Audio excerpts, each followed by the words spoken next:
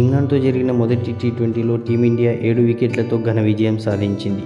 టార్గెట్ను కేవలం 12.5 ఓవర్లలో 3 వికెట్లు కోల్పోయి ఛేదించింది. తొలి టీ20లో భారత బౌలర్లు ఇంగ్లాండ్ను కట్టడి చేశారు. మిస్టరీ స్పిన్నర్ వరుణ్ చక్రవర్తి 3 వికెట్లు, హర్షదీప్ సింగ్, అక్షర్ పటేల్, హార్దిక్ పాండ్యా రెండేసి వికెట్లు తీయడంతో ఇంగ్లాండ్ కేవలం 132 పరుగులకే కుప్పకూలడం జరిగింది. ఇంగ్లాండ్ బ్యాటింగ్లో కెప్టెన్ జోస్ బట్లర్ ఒక్కడే ఒంటరి పోరాటం చేయగా భారత బౌలర్ల దాటికి మిగతా బ్యాటర్లందరూ దారుణంగా విఫలమయ్యారు. కెప్టెన్ జోస్ బట్లర్ 44 బంతుల్లో 8 ఫోర్లు 2 సిక్సర్లతో 68 పరుగులు చేశాడు. ఇక హ్యారీ బ్రూక్ 17, జోఫ్రా ఆర్చర్ 12 మినహా మిగతా బ్యాటర్స్ అందరూ కూడా కేవలం 1 డిజిట్ స్కోరుకే అవుట్ అవ్వడం జరిగింది.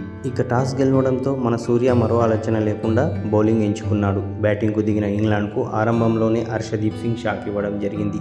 వరుస ఓవర్లలో ఓపెనర్లను హర్షదీప్ పెవిలియన్కు చేర్చాడు. తొలి ఓవర్లో విధ్వంసకర ఓపెనర్ ఫిల్ సాల్ట్ను క్యాచ్అవుట్ ద్వారా అవుట్ చేసిన హర్షదీప్ తన మరుసటి ఓవర్లోనే ఓపెనర్ బెన్ డకెట్ను కేవలం 4 పరుగులకే పెవిలియన్ చేర్చాడు. ఈ పరిస్థితుల్లో హ్యారీ బ్రూక్ సాయంతో కెప్టెన్ జోస్ బట్లర్ దూకుడుగా ఆడాడు. దాంతో పవర్ ప్లేలో ఇంగ్లాండ్ 2 వికెట్లకు 46 పరుగులు చేయగలిగింది.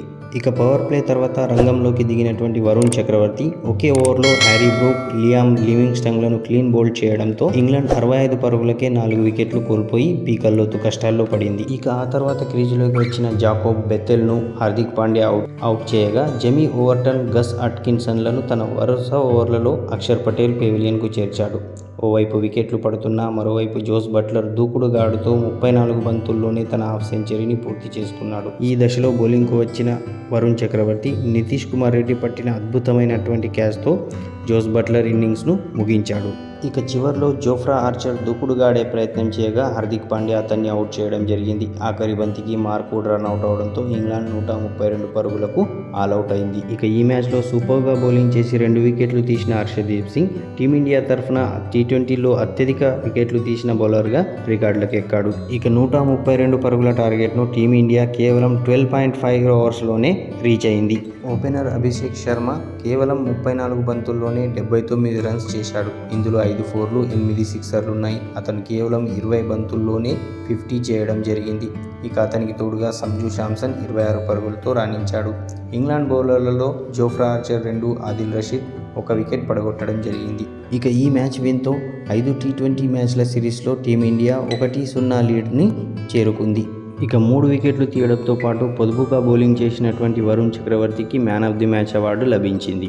ఇక సిరీస్లో రెండో టీ20 చెన్నై వేదికగా జనవరి 25న శనివారం జరగనుంది. ఇక ఈ మ్యాచ్కు ముందు షమి రీ-ఎంట్రీ గురించి చర్చ జరగగా ఈ మ్యాచ్లో అతనికి తుది జట్టులో స్థానం లభించలేదు. ఇక ఈడెన్ గార్డెన్ పిచ్ పేస్కు అనుకూలంగా ఉన్నా కూడా టీమిండియా 3 స్పిన్నర్లతో బరిలోకి దిగింది. అందుకే షమికి స్థానం లభించలేదు.